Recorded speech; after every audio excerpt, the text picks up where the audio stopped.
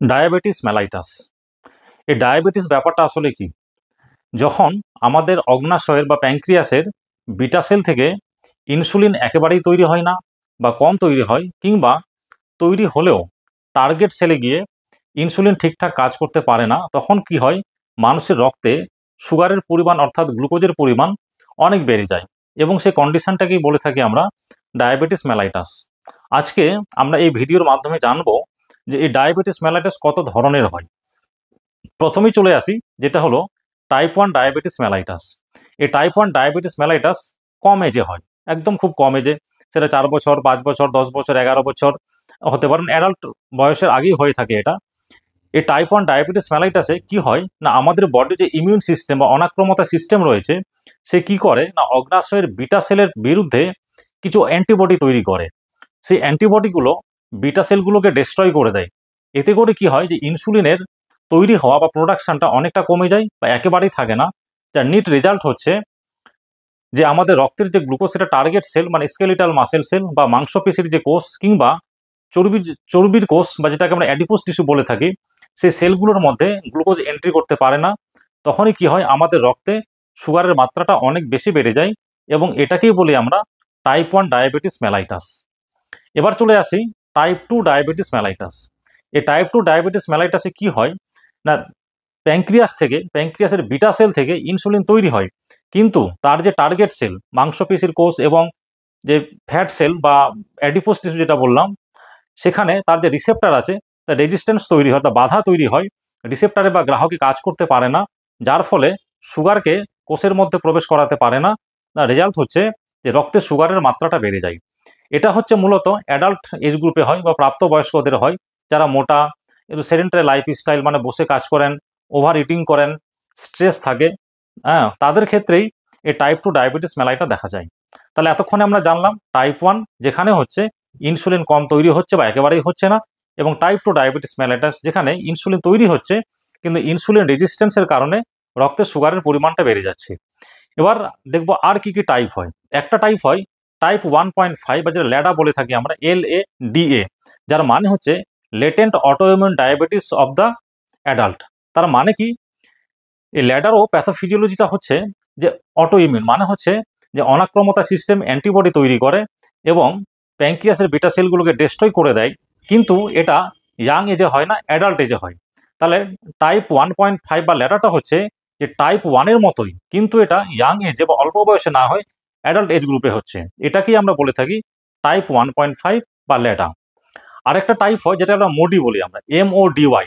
এটা হচ্ছে যে maturity onset diabetes of the young, অর্থাৎ এর প্যাথোফিজিওলজিটা হচ্ছে অ্যাডাল্ট ডায়াবেটিসের মতোই, কিন্তু কাদের মধ্যে দেখা দিচ্ছে, কম এজ গ্রুপে দেখা দিচ্ছে, ইয়াং এজে দেখা দিচ্ছে। তাহলে এটাই হলো MODY। এবং মোডির ক্ষেত্রে যেটা আমরা দেখি, যে দেখা গেল যে কারো একটা ছেলের অল্প বয়সে বা কোনো একটা মানুষের অল্প বয়সে সুগার দেখা দিয়েছে, রক্তে সুগারের মাত্রা বেড়ে গেছে, এবং তার বাবার এবং দাদুর যদি ডায়াবেটিস থেকে থাকে, তখন আমরা সাসপেক্ট করি যে এটা মোডি হওয়ার সম্ভাবনা রয়েছে। এগুলোকে কনফার্ম করার কিছু জেনেটিক টেস্টিং, কিছু অ্যান্টিবডি টেস্টিং আছে, যেগুলো আমরা করে থাকি, সেটা আজকের ভিডিওতে আমি আলোচনা করব না। তাহলে আমরা টাইপ 1 জানলাম, টাইপ 2 জানলাম, টাইপ 1.5 বা ল্যাডা জানলাম, আর এটা জানলাম মোডি MODY, যেটাকে বলছি আমরা maturity onset diabetes of the young. আর কি কি ডায়াবেটিস হয়? একটা হয় জেস্টেশনাল ডায়াবেটিস মেলাইটাস, অর্থাৎ যে কোনো মা যখন গর্ভবতী হয়েছেন তখনই সুগারটা ধরা পড়লো, অর্থাৎ আগে থেকে সুগার ছিল না, যখন প্রেগনেন্সি বা গর্ভবতী হয়েছেন সেকেন্ড বা থার্ড ট্রাইমেস্টারে গিয়ে দেখা গেল তার রক্তে সুগারের পরিমাণটা অনেক বেড়ে গেছে। এই যে সুগার যেটা হচ্ছে ডিউরিং প্রেগনেন্সি ডেভেলপ করলো, সেটাকে বলে থাকি আমরা জেস্টেশনাল ডায়াবেটিস মেলাইটাস।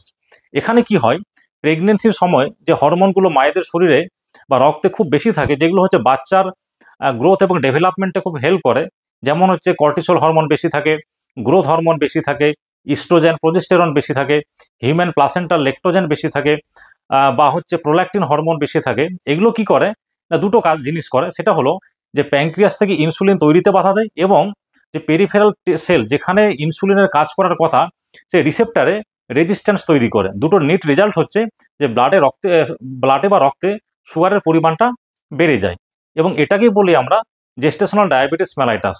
অনেক সময় বাচ্চা ডেলিভারি হয়ে যাওয়ার পরে বা যখন প্রেগনেন্সি শেষ হয়ে যায়, তো ডায়াবেটিস ঠিক হয়ে যায়, অনেক ক্ষেত্রে ঠিক হয় না, তখন লাইফ লং তার ডায়াবেটিসের ট্রিটমেন্ট চলতে থাকে।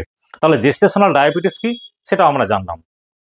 আরেকটা হয় ড্রাগ ইনডিউসড, মানে আপনি কোনো বিশেষ কিছু মেডিসিন খাচ্ছেন অনেক দিন ধরে, সেই মেডিসিন খেলেও আপনার শরীরে সুগারের পরিমাণটা বেড়ে গিয়ে একটা সময় গিয়ে ডায়াবেটিস মেলাইটাস হয়ে যেতে পারে। এরকম অনেক ড্রাগ আছে, তার মধ্যে দুটো আমরা বলতেই পারি যে একটা বিটা ব্লকার জাতীয় মেডিসিন আছে, এটা প্রোপ্রানল বলে থাকি আমরা।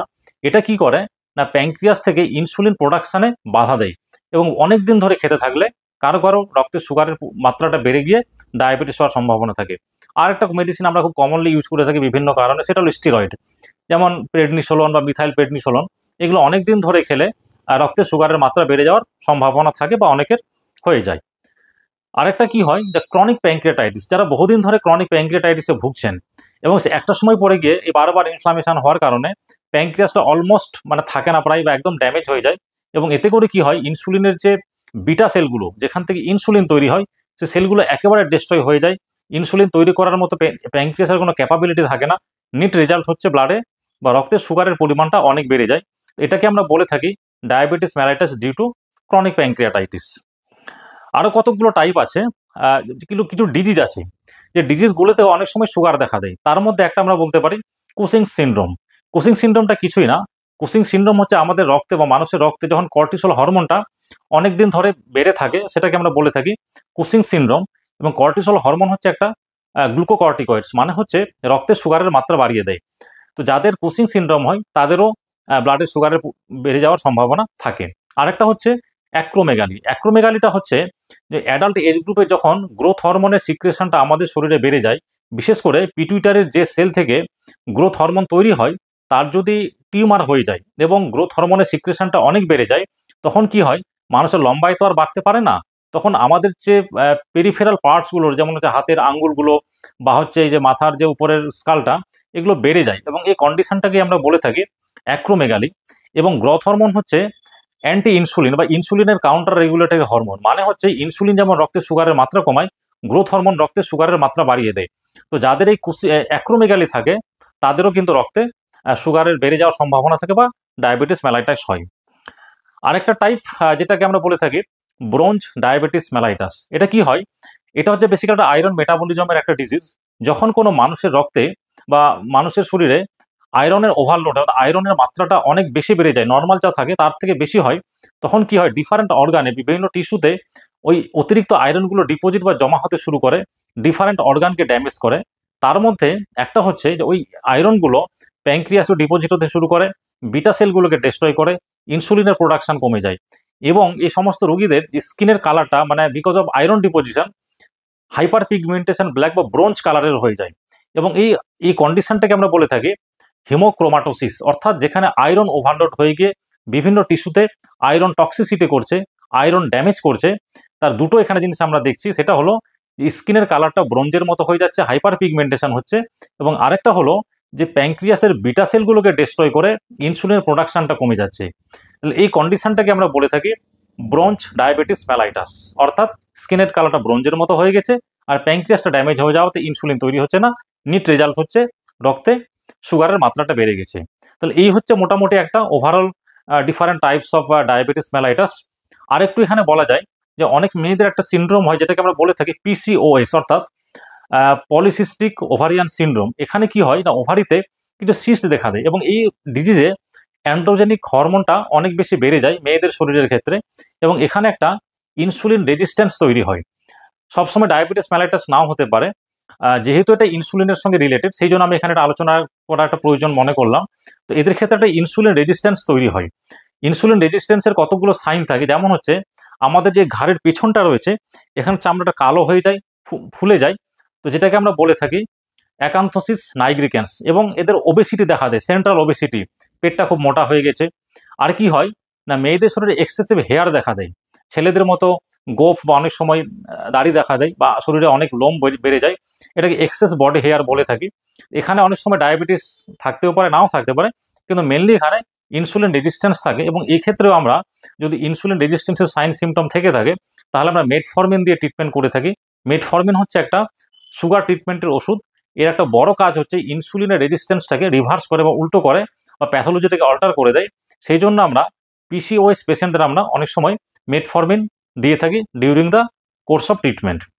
তো আজকের এই ভিডিওটা আশা করছি আপনাদের ভালো লাগবে। ভিডিওটা একটু লম্বা হলো অন্যান্য দিনের তুলনায়, কিন্তু ডায়াবেটিস যে এত রকমের হয় আশা করছি জেনে এটা আপনাদের ভালো লাগবে।